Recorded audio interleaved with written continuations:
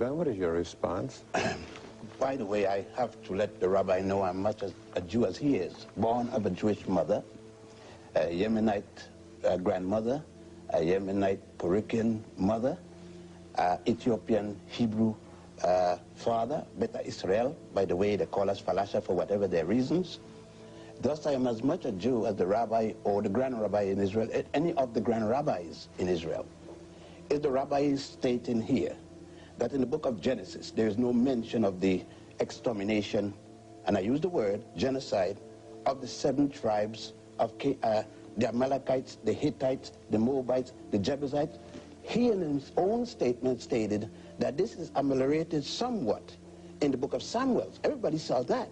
But the book of Samuel doesn't change the book of Genesis. And we remember that Genesis wasn't written first. It was Exodus. It's at the Council of Jamia that they decided to write Genesis. Next, since there is no Jewish race, you know, you have Indian Jews from India, from Kashim Jews, look like any Indian. You have ourselves from Ethiopia. By the way, the rabbi wouldn't forget that it says Moses married the daughter of the high priest of Ethiopia, or Cush. Being a rabbi, he will know this. Second, moreover, about the bar mitzvah, and I went through one like the rabbi went through one at around the same period of time, is the rabbi saying that the bar mitzvah is not a commitment to the people?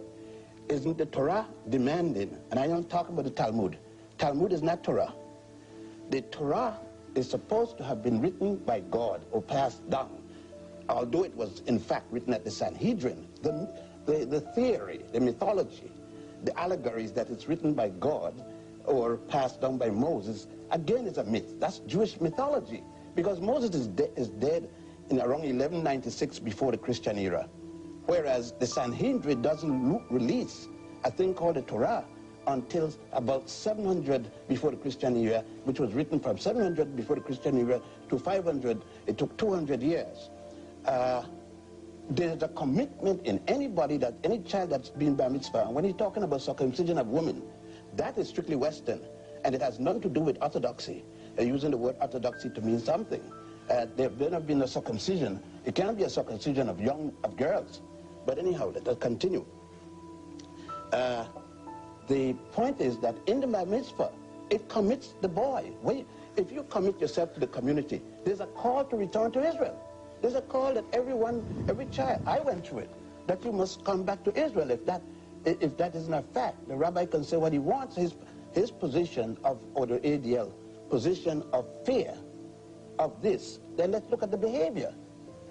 It's just like saying today, you know, one time the rabbi, I don't know personally, but the ADL and all the other Jewish organizations, one time didn't even recognize that we exist as Falashas.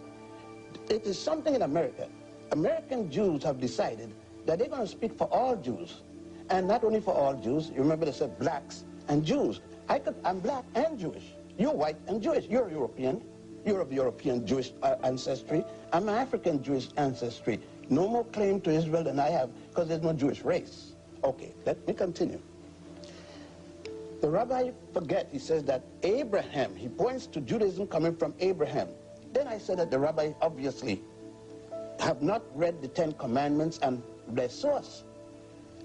Moses is not until about 1346 before the Christian era, 49 years after the death of Amenhotep IV, otherwise known as Akhenaten. Every one of those 12 so-called commandments, and that Moses is supposed to have gotten at Mount Sinai. By the way, Mount Sinai is still in Egypt, in Africa, hasn't gone any place. Now, those 10 commandments weren't gotten by Moses. Because I'm Jewish, don't mean that I have to follow the mythology. When you go in any of the major tombs in Egypt, you find those 10 commandments plus 32 more, otherwise referred to as the negative confession.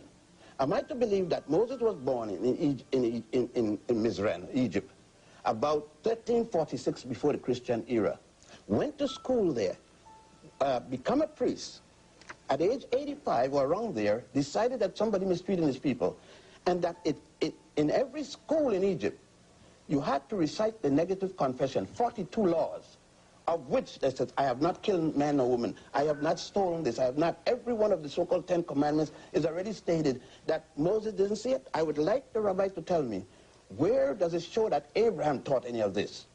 I would like the rabbi to tell me, before circumcision in Egypt, where did the Jews have circumcision? They said that Abraham's circumcision is part of what made him Jewish. Then the rabbi must tell me, the worship of the golden calf, which they call the golden calf, isn't that the worship of Hathor, the goddess Hathor? We could go on down. Well, before we go on, Dr. Venn, let me just intrude.